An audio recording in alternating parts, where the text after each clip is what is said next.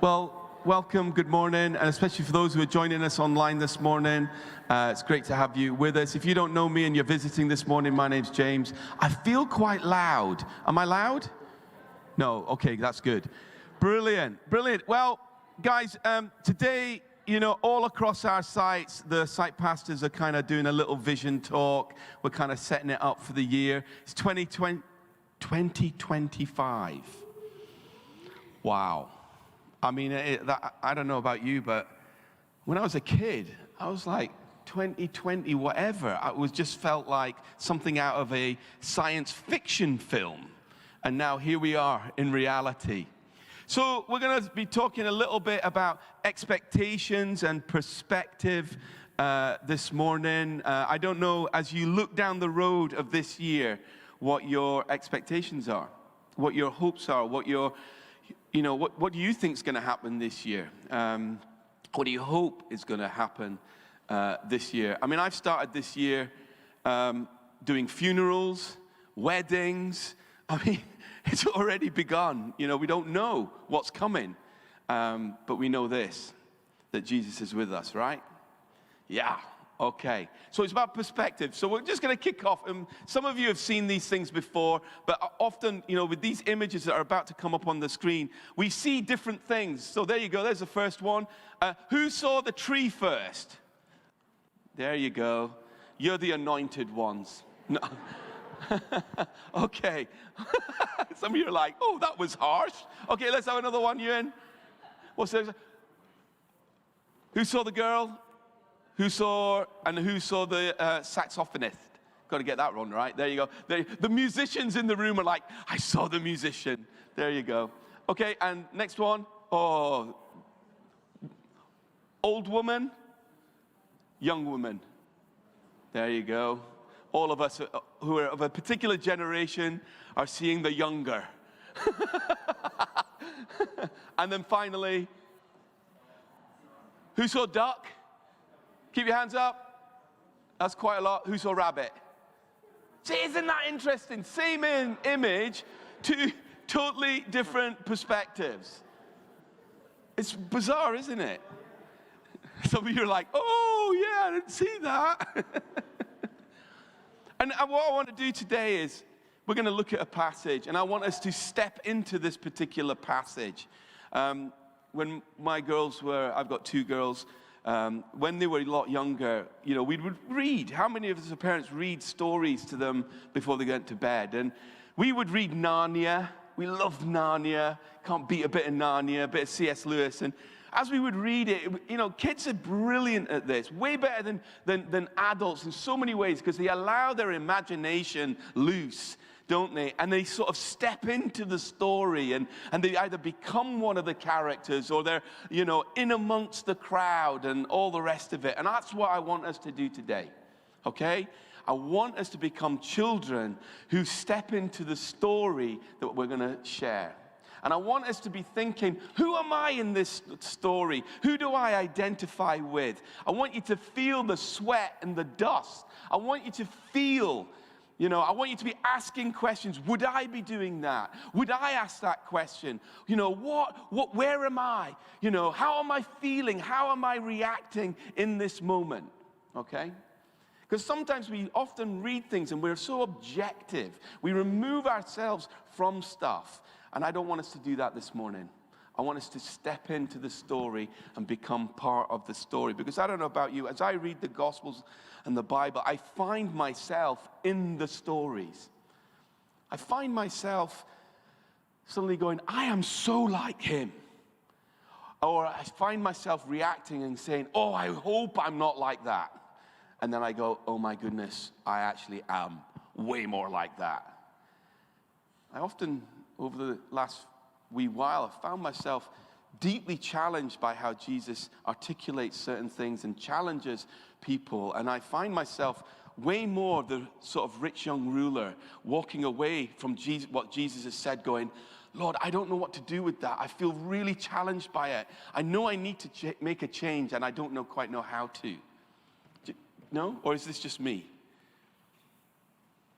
So I want us to be really honest today at the beginning of the year, okay, as we step into the passage that we're going to be looking at. And the passage that we're looking at is in the book of Mark, and it's a really well-known passage, but it lands with these words: "We've not seen anything like this before." Could you imagine to get into the end of this year and us as a congregation and us as individuals being able to say, wow, we haven't seen anything like this before? Who would like that? Let's keep our hands up. Who would like that? Well, if that's the end, yeah? How did we get there? What happened? If the end of the year or the end of this passage is, wow, I've not seen anything like this, what on earth has gone on before that? And have we had a part to play? And what has Jesus done? So I want us to be thinking like that. Just keep that sentence floating in your head or right before us. We haven't seen anything like that before. And in a setting like this, all of us in the room, that means maybe different things to each and every one of us, doesn't it? Some of us have been Christians a long time, and we've been on a journey, and we've seen some stuff, we've heard some stuff, but there's a longing deep inside us where we're like, I have still not seen that. I've still not experienced that, not just for my life, but for my family's life, for my friend's life. And some of us, this is a brand new gig. You know, you may have come at Christmas, and you're like, I kind of like this church. They're a little bit nutty, but it's all right. And I feel like, a fresh, exploration of who Jesus is in Christianity. And there are some things in my life I just wish could change. Or I would love this. And so as we come to this passage, let's step into it, all right? Shall we do that? Right, Mark chapter 2, and you'll see that we're converging on a house in Capernaum. And some of us will have read this and heard this a lot, okay? And I think we could preach a whole bunch of different things on this today. But today I want to talk a little bit about expectations and perspectives. And when you invite Jesus into your house, what on earth does his presence do? What does his presence cause? And so let's read. Is that all right? Good, great. So a few days later, when Jesus again entered Capernaum, the people heard that he had come. And they gathered in such large numbers that there was no room left, not even outside the door. Do you know, Christmas Eve service here was like that. We had about just shy of 250 people in this room. There was people standing. They were packed into the balcony. It was brilliant. It was great. There was a hunger to come and to listen and to experience. Not even outside the door. And he preached the word to them. Some men came bringing to him a paralyzed man carried by 4 of them. And since they could not get him to Jesus because of the crowd, they made an opening in the roof above Jesus by digging through it, and then lowered the mat the man was lying on. When Jesus saw their faith, he said to the paralyzed man, "Son, your sins are forgiven." Now some teachers of the law were sitting there thinking to themselves, "Why does this fellow talk like that? He's blaspheming. Who can forgive sins but God alone?"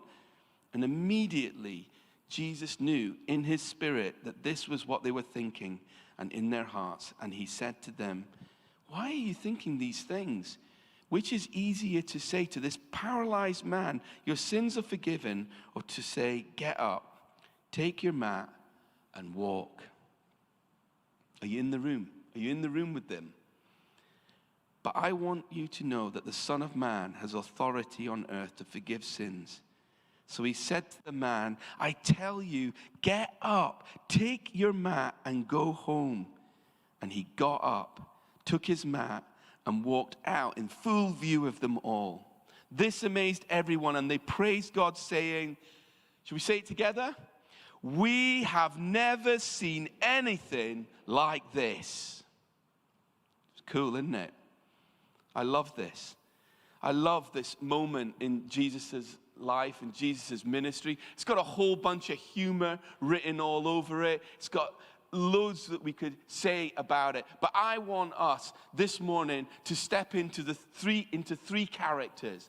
First, I want us to step into the friends. Then we're going to become the lame man. And then we're going to probably become Peter, because we think it was Peter's house that this all happened in. Okay? So, imagine, let's step into the lives of these four heroes. I mean, I love these guys, these four friends.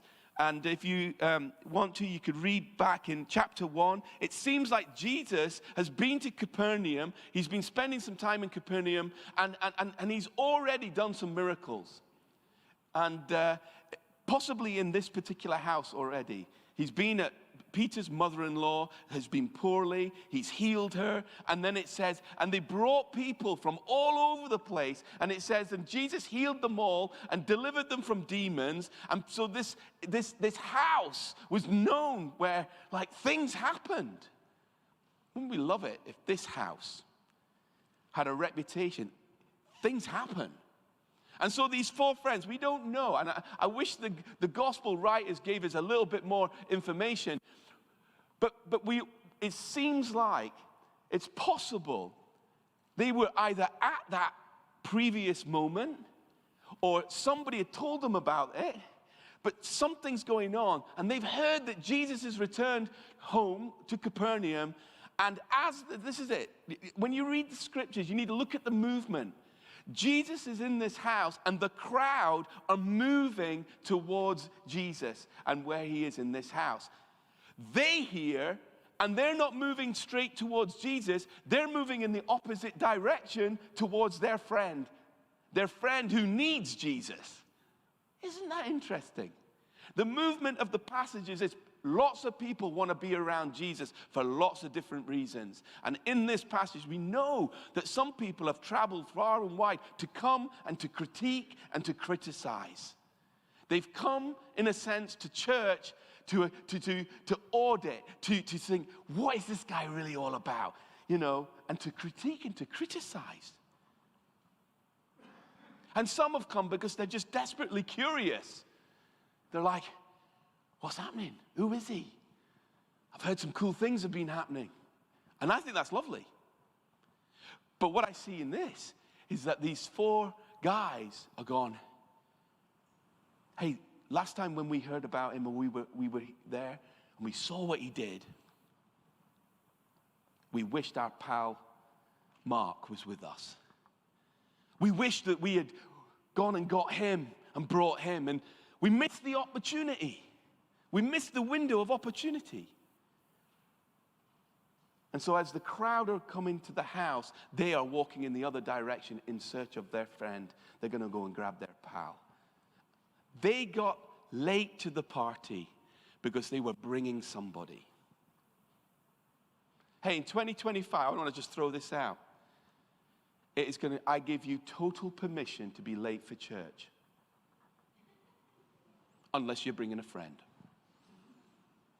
If you're bringing a friend and you're late, we're going to save some room right here at the front. Okay? Let's change the culture. Let's change the culture of when we get together on a Sunday. But to do that, something's got to shift in here. Hasn't it? Anyway, so let's step into our friends, okay? And let's become them for a few minutes. And so they get to their pal, don't they? And let's just get Mark up. Come on, Mark. He's the lame guy today. He's a 12-stone lame. Oh, okay. You can, there he is. This could get risky, couldn't it? Don't get too comfortable, pal. 12 stone. Oh, to be 12 stone again. I'm thinking, yes, please. Anyway, I'm joking. And so our four friends, have we got some friends here? Yoni, Andrew, Sonny. We better get Sonny up here. Nath, come on, Nath. And here's our four friends. And they're legging it to their friend Mark. And they're so excited about him. And let's just be thinking about this. They've got there, and what are you saying? Here's the deal. what are you saying to him, guys? What are you saying to Mark? You know, and you're grabbing the mat. You're going to grab a corner each. You know, and Mark's like, whoa. and what, I mean, he's obviously a little bit worried. So, Yoni, what are you saying to him? You okay, mate?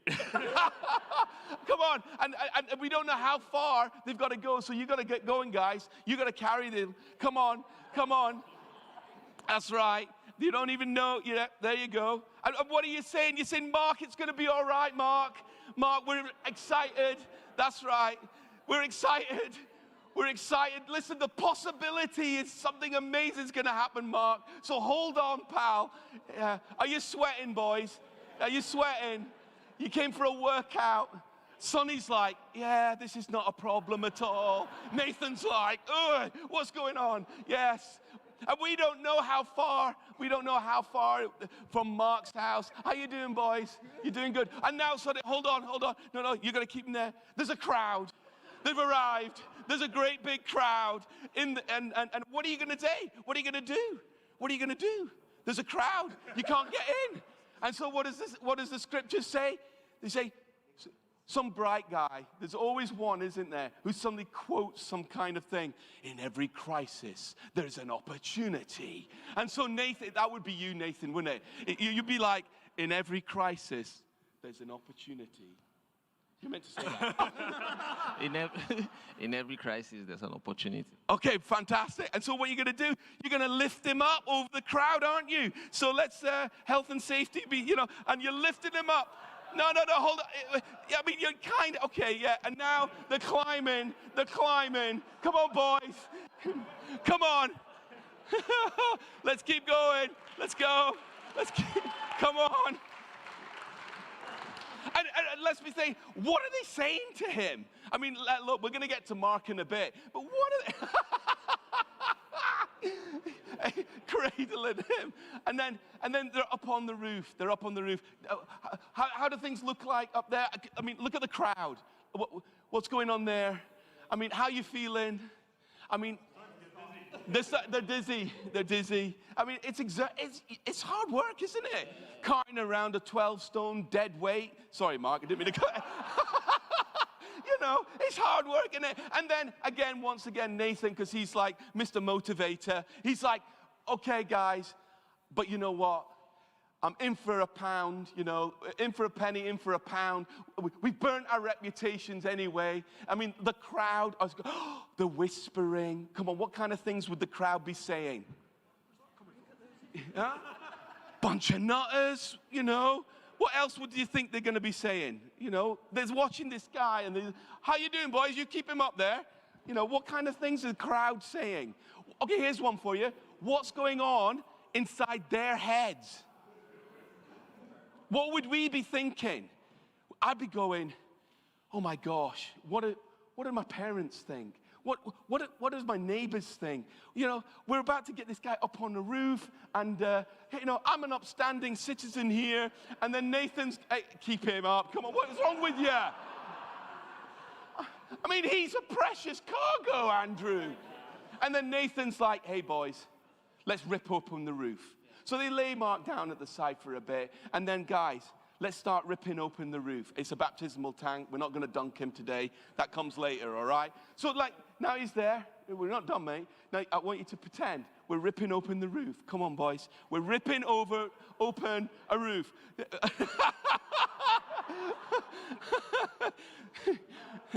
You can tell we never practiced any of this. Okay, so they're ripping open the roof, yeah? And what's going on here? You're going, it's okay. I'll take the cost of the roof. We're taking a risk. Nathan's like, not on my salary. or together, have you had a chat? You're like, we're going to do this. We're going to open up the roof. Okay, are we okay to take, you know, it's going to cost. I mean, let's start thinking about what they're doing. This house isn't their house. This isn't their roof. And they're ripping it open. Some of you are going, that wasn't in the annual budget. And so they rip open the roof, and then they get a hold of him again, and then they begin. Let's pretend here, this is we're going to be lowering him here. Listen, Mark's got a bad back. Be careful. Okay, and now we're lowering him in. Oh. It's nervous, isn't it, Mark? It's nervous. Look at the face on him. Okay. Okay, brilliant. Let's just, you can leave him there, and then you guys get back up on stage. Okay. I told you we're going to get involved in the story today. And here's the thing. How are you feeling? Like you've done the thing that you felt you needed to do. And so they've dropped him down, it says, right in front of Jesus. And as they're looking down, come on, crowd that's in the room, we're all looking up, aren't we? And all they can see is eyes. And then they see Jesus looking up and pretending to be Jesus. And he's looking up, and you're peering down, and all they can see is a Jesus with a right grin on his face. He's loving it. The crowd are holding their breath. I think they would be holding their breath. What's next? We've done our bit. Now.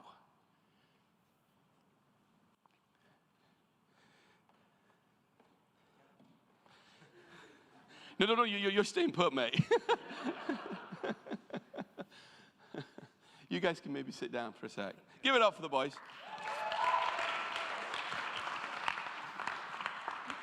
You just chill. How you doing? Great. So we stepped into the friends' little bit of the story. Hey, let's step into Mark's story. I mean, we don't know much about Mark, the lame man. But we know this. He's obviously loved by some friends. We don't know how he ended up not being able to walk. But his day started like this, but it ended very, very differently. And so, Mark, your day starts normal. You might be sat up. You might be on your veranda. You might be, I don't know, how do you picture Mark, the lame man?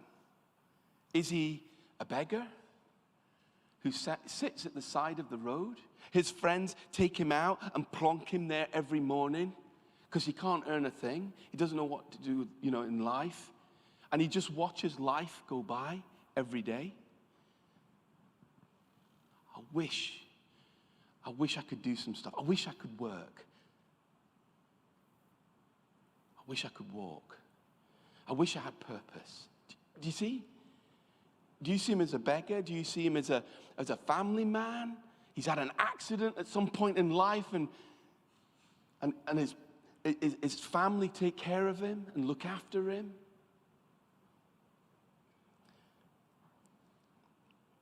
And then this morning, he's noticing people. You can set up a wee bit. Can you do the crunch? That's a good lad.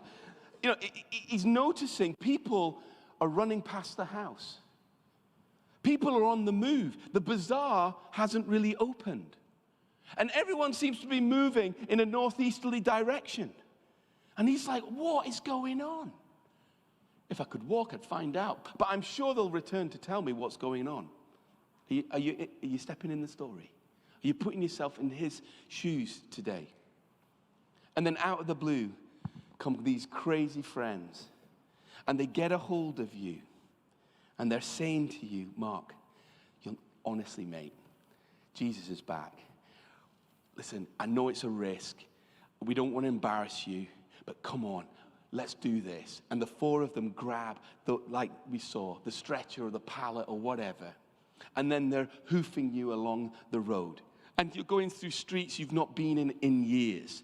You're going to an area of town that you've not been in. In fact, you don't recognize because it's been developed. And suddenly you rock up and there's a crowd.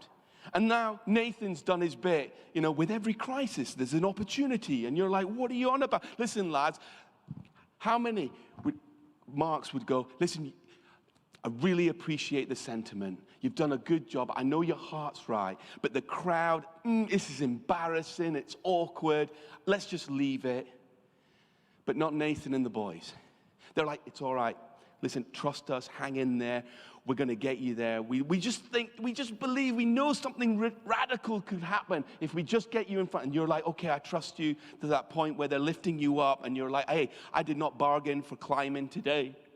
You know, and you're hanging on. Your face said it all. When it was like, oh, hey, I've got knackered legs. I don't want a knackered back or a neck at the same, you know, all of that's going on. Is this going on in our heads? If we were in his position? And then we get up on the roof, and then you're like, hold on a minute. I do not want to cost you guys anything. Who's paying for it?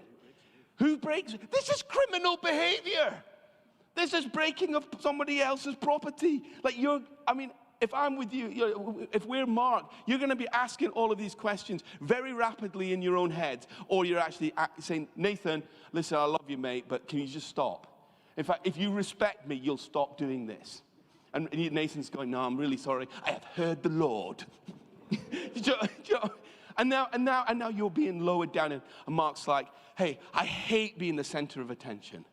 This is super awkward, you know, being lowered down right in front of Jesus. And then Jesus is looking at you. And there's something going on.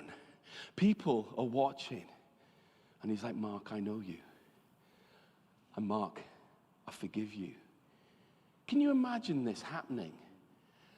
We don't know what this man's done. We don't know, but Jesus knows. We don't need to know what's actually happened, but Jesus knows. And all he does is he looks at him, and the moment he says, I forgive you, something is going on inside that man. For those of us that have experienced a moment of utter forgiveness when we've called out to Jesus and Jesus has come and we've said, God, I'm sorry. And the moment we've heard you're forgiven, something happens literally, physically, and in our hearts and minds. And something is, what was broken starts to become whole. And the wholeness is starting to creep from head to heart. And it's creeping into his legs as there's discussion going on and critique is going on. And some people are like, oh, can't say that. Can't say that. What's he doing in that moment? He's saying, I'm God. Only God can forgive. Yeah, are you with me? And the forgiveness is creeping down physically in his body, and it gets into his hips and into his legs. And then the next thing, Jesus is saying, Mark, it's time to get up. It's time to be different. And you're like, I don't know how to do that. Nobody taught me how to get up. I've never done this before. And so it's like, come on, Mark. Come on. Let's get you up. How are you going to get up, Mark? Maybe roll onto all fours? Come on. No. You can do this, buddy. Come on, crowd. Let's give him a bit of encouragement. And he is up. And what does it say? Everyone's in awe. And you've never walked.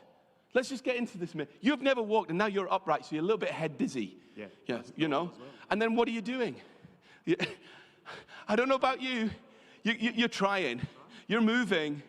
And I don't think you'd hang around. I think you'd be up and out, and you're running. You want to run? Mate, Forrest Gump, it would be a... There it is. Our very own Forrest Gump is off. Thanks, Mark. Yes. You're amazing. Give it up for Mark. Yeah. Of course you can.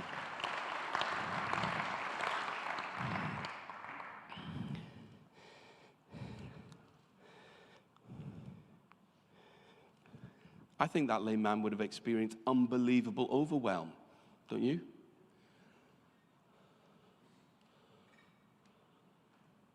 So we've had the friends. Did you identify with the friends?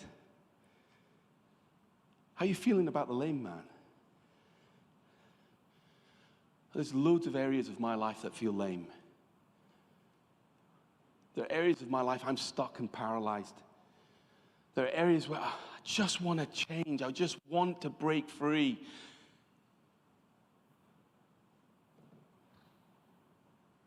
And then let's just step into Peter's moment. This is his house. Can we do that? Let's just step into Peter. Peter's invited Jesus.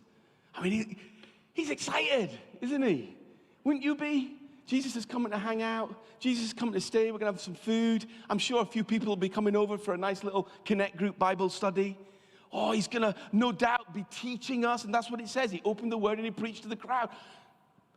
Peter didn't expect maybe like his entire house was going to be filled with people. They're having to move the furniture around.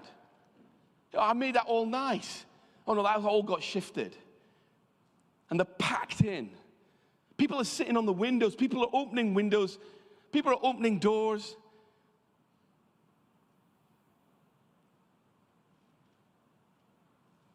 And they're having this nice little teaching moment. In fact, Pharisees from Jerusalem have come to Peter's house. You see, the presence of Jesus does something. Whether we like it or not, when we ask for Jesus to come and be in our lives and be in our houses, guess what? You're going to get people. You're going to get some people around you. People will be attracted to you. And with more people comes disruption. Peter didn't expect this to happen. But with the presence of Jesus, whether we like it or not, he is going to come and he will probably disrupt our lives. I don't know about you, but I find disruption sometimes deeply awkward and actually probably a pain. But that's what we're seeing here. And here is Peter, and the guys, and then suddenly there's dust falling from the roof. And there's commotion, and the next thing, there's a light. Their roof is being ripped open. Let's just put ourselves, how many people have just done some fresh DIY? Like the reality is, with the presence of Jesus, he not only can disrupt our gatherings and disrupt our personal lives, he will come and sometimes begin to dismantle structure and frameworks and things that we take that are precious. Oh no. You see, it wasn't just the guys that did the dismantling. It was the very presence of Jesus that caused them to come with faith and take a risk and start pulling a roof apart. I don't know what you're thinking about in 2025, and we've been singing songs this morning, yeah? All we need is Jesus. We're seeking your precious presence, Jesus. Like, we love that, don't we? We love the comforter. We love it when we're singing and we feel all tingly and it's like, Lord is here. We don't, in our heads, often go, come Jesus and disrupt my life. Was that a prayer this morning? But that's what we're seeing here. And poor old Peter and the guys are like, oh my word. Jesus' presence disrupts, and Jesus' presence dismantles. Jesus' presence causes people to do crazy things to make more room for people to meet Jesus.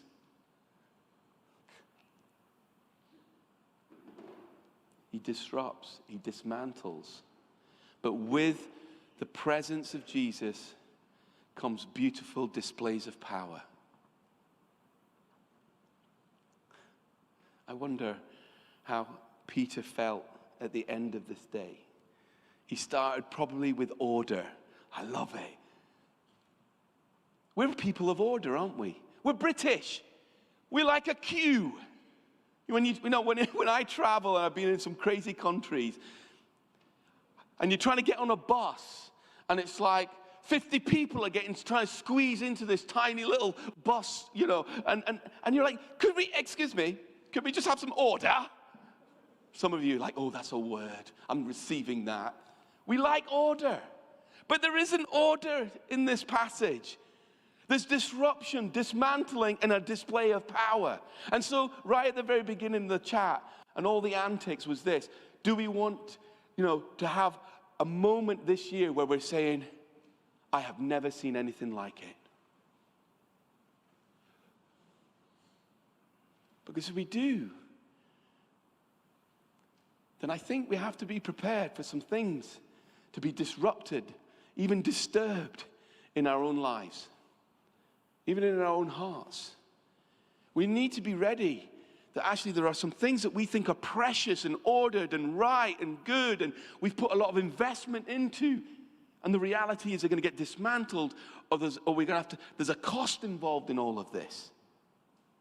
But the outcome, the focus, dismantling and disruption isn't aimless in the kingdom of God. The focus and the aim is that the power of God would come. And the power of God would take a lame man and suddenly he's up and walking. The power of God comes to bring forgiveness and new life and a new beginning and a new start. So I'm thinking, wow, what on earth does this mean for us as a site and as a church? I mean, I don't think I'm the most prophetic person, but I am looking down the road going, why have you asked me to do this today? Lord, is 2025 going to be a moment of power, but there may be some things that you're going to move around and dismantle? Are you going to come and disrupt some stuff? And I think us as a church and a site, we need to be ready for that. My opening statement was, do you want to be in a moment where we're saying, I have never seen anything like it? And so, this could mean lots of different things to lots of us in the room. But I want to land here and just ask the question. I want Jesus to be center in this house. And I want Jesus to be center in this house. If I can give you a picture for this year, it's the house in Capernaum. And let's just ask ourselves a question. Do we give Jesus permission to disrupt, dismantle, and to display his power? Hey, why don't we stand if you're able?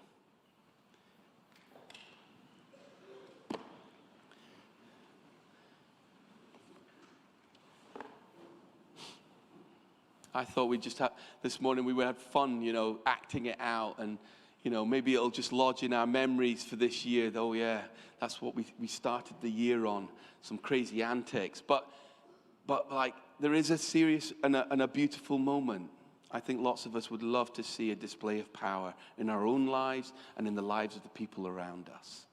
And maybe as I've been talking and we've been laughing and watching Mark, you're like, I know a Mark. I know that I have many Marks in my life. And some of you might be going, I have no Marks in my life. I need to do something about that.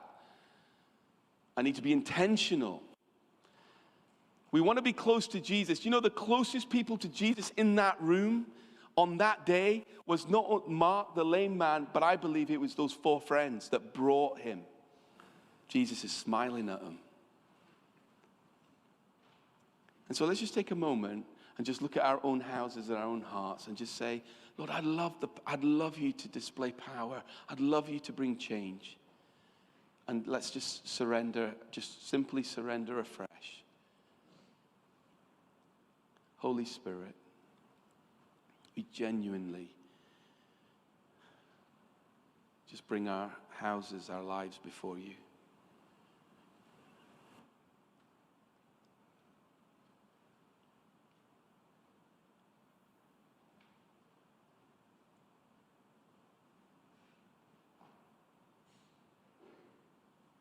Let's just think about our lives, our friends, our family, the things that we think are super precious. You might even already got a plan for the year ahead. You've got a whole bunch of things written in a calendar, and that's good. But you might need to just bring it to him and say, here it is.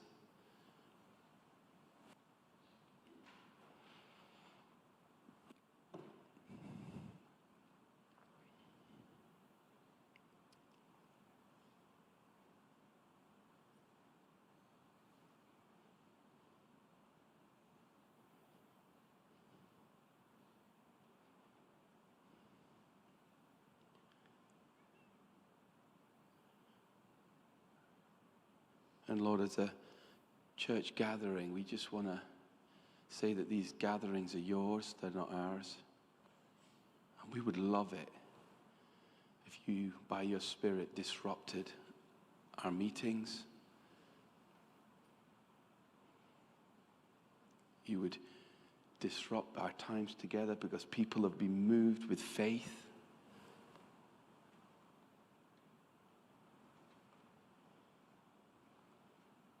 And so I ask as we gather here today, this morning, would you give us your heart as we sung earlier?